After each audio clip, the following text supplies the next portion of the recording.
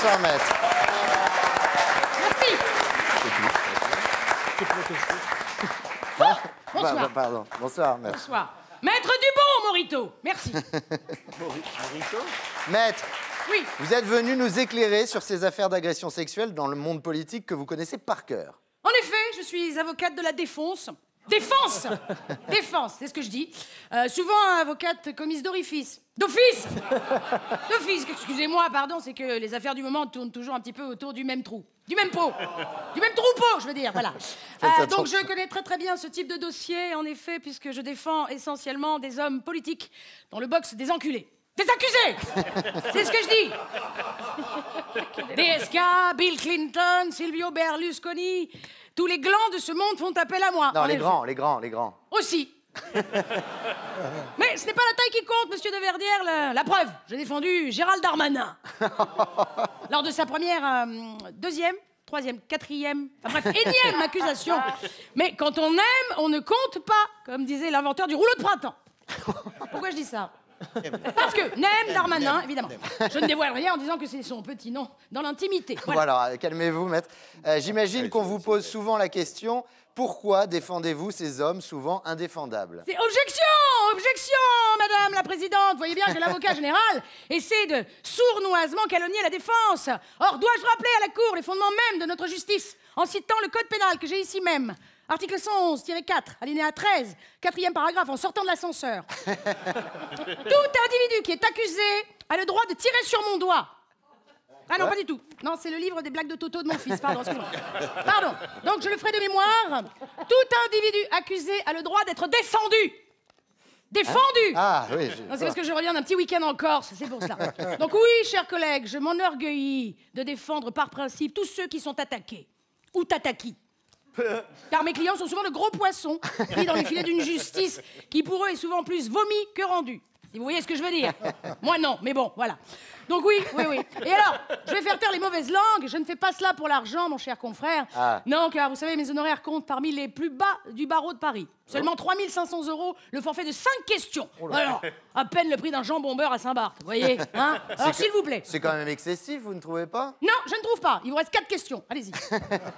Je sais, alors, vous ne pouvez pas parler d'une affaire en cours, mais pour Joël Guerriot, quel sera votre axe de défense? Bien, c'est très simple. Je vais plaider le vice de Prosecco.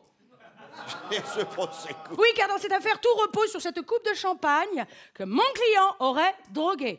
Or, je précise que mon client n'avait pas connaissance qu'il s'agissait de drogue. Et pourtant, je rappelle à la Cour que mon client était en charge d'une mission de lutte contre la drogue au Sénat. Et que ses analyses de sang le prouvent. Il avait étudié son dossier à fond, puisque le soir des faits, il était positif aux amphétamines, à la méthadone, à la MDMA, à la cocaïne, au cannabis et au canard WC. Mais pas à l'ecstasy. Qu'est-ce qui m'arrive? Bien. Non. En outre. Complètement ça. En outre. Et en juillettre. J'écouterai une chanson, une très bonne radio.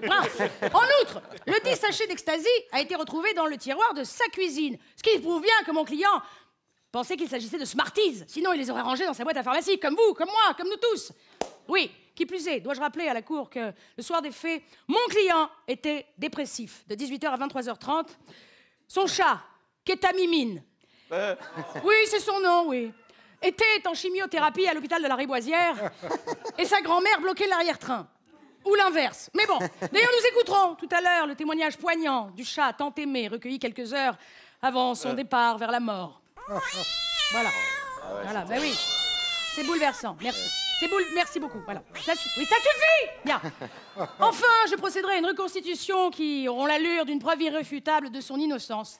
Voilà. Enfin, si vous voulez vous plier à l'exercice, je veux bien vous faire une démonstration, si vous le souhaitez. Avec moi? Oui, si vous le souhaitez, voilà, vous ferez la plaignante et moi l'accusé. Imaginez, nous sommes en fin d'après-midi chez mon client. La plaignante attend lascive sur le fauteuil lascive.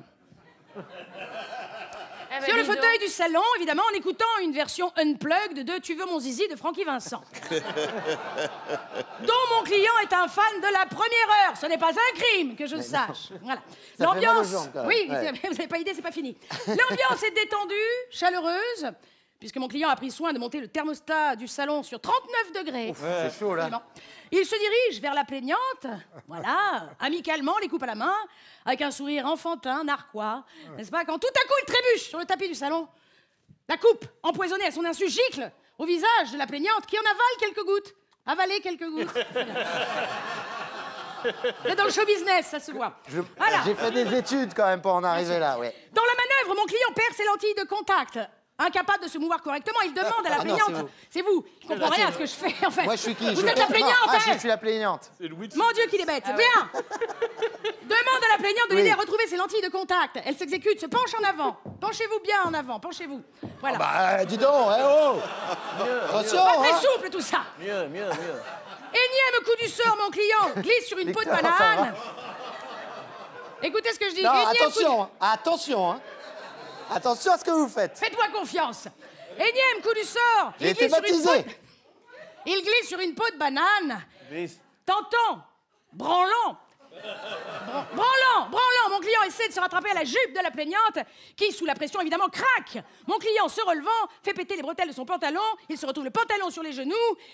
Il ne porte pas de slip, car je rappelle que le soir des faits, le pressing où il avait l'habitude de laver ses caleçons est fermé. Gêné par la situation, il tente d'enfiler ce qui lui tombe sous la main. Ah non! Ah non! Le destin voudra que ce soit la cliente. Ah non, non, Voilà. non! Oh, dis donc! Voilà. Non. Merci. C'est crédible, hein? C'est crédible. Non, franchement. C'est très crédible, hein? C'est pour la justice. S'en est suivi, évidemment, le quiproquo qui a fait la une de tous les médias. Voilà, vous le constaterez, cher juré, que je suis crevé, que toute cette affaire, mon client, en réalité, n'est qu'une victime des événements. Voilà, Oui. et c'est pour cela que je Oui. plaiderai la Rolex. Non, la relax. Parce que la Rolex, je l'ai déjà. Alors, toutes ces affaires sexuelles donnent quand même une très mauvaise image des politiques dont on attend l'exemplarité. Comment expliquez-vous ce phénomène, maître? Bien, comme disait Dominique Strauss-Kahn, les marins, c'est une femme dans chaque port, les politiciens, c'est un port dans chaque femme. Car, monsieur de Verdière, sachez que derrière l'homme politique se cache souvent l'homme politrique. Et souvent, les élus ont tendance à confondre élection et érection. Mais, bien sûr, heureusement, j'ai tout fait.